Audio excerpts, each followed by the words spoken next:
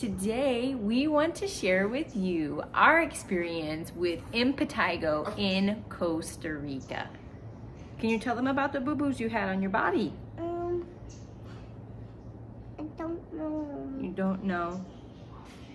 So we wanted to share our story about Impetigo because it was improperly diagnosed at first, and how quickly it spread and how severe it became.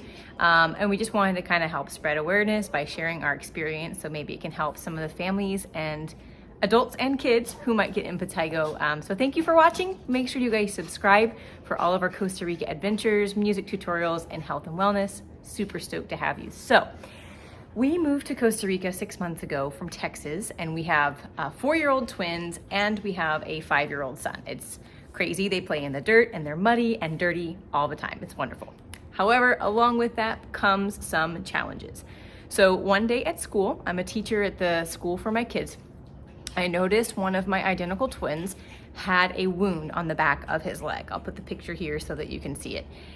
It looked like a spider bite that had blistered. And so, we were monitoring. He had no fever. He had no other symptoms. He was eating. He didn't seem fatigued or sick or vomiting. He just had this really nasty wound on the back of his leg. So we contacted our friend who is a naturopathic doctor right down the road from us. She came over right when we got home from school to examine him. He still had no fever, no other symptoms of systemic illness. He just had this disgusting, huge, blistery wound, and it was probably about the size of a baseball, to give you size for reference, on my 4-year-old son. So we started on some topical antibiotic cream called mupirocin, which is also in some places called Bactrim. Here in Costa Rica, it was so easy. We took him to the pharmacy, we walked him right in, we showed it to the pharmacist, and he said, yeah, I think this is an insect bite.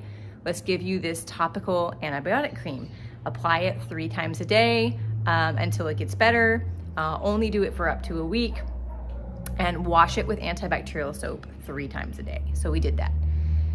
It didn't get any better. In fact, it just got worse.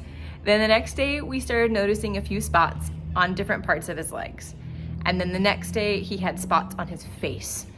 And so that's when we knew it was something more than a spider bite. And so if you see it spreading rapidly like that, definitely consider Impetigo as an option, because it spread like leprosy. Now, at the same time, I was sick with COVID-19, so that was really, really fun, having to take care of an Impetigo on a 4-year-old while I was deathly ill. It was very challenging. But I'm gonna show the photos here just as a warning. This is a little bit graphic in nature because it's a really disgusting illness.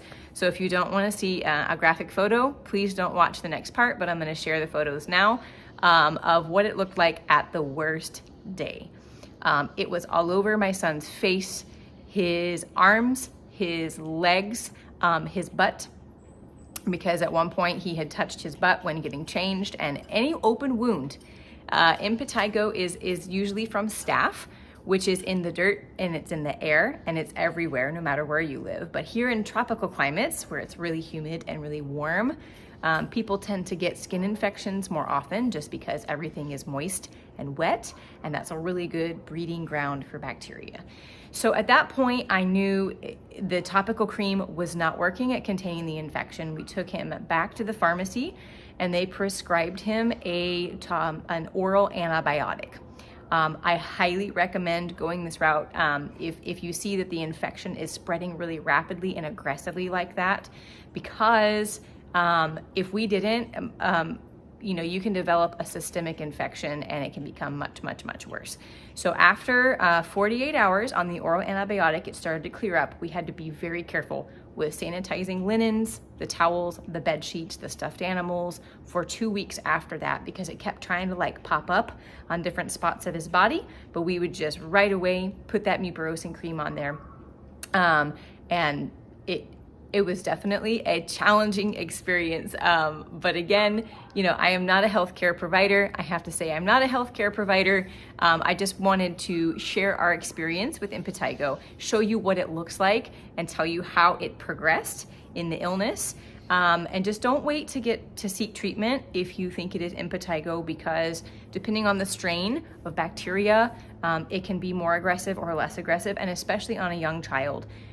Lucas, my son, the one on his face almost became cellulitis, which is an infection deep into the layers of skin. It was very deep on his face, and he actually has a scar on his face now. But the pro is that now we can tell our identical twins apart a little bit easier, trying to find some kind of silver lining in what happens. So we hope that was helpful to any of you who may be battling impetigo. You can also, I've read from other people who've had this, that you can use some tea tree oil as a really good antifungal and antibacterial. But again, make sure that you just stay on top of it. Contact your health provider to diagnose it properly and quickly and early. And be really on top of disinfecting everything in your house, washing hands more than normal, and just staying on top of the topical antibiotic cream. So have a great day. Thank you guys for watching.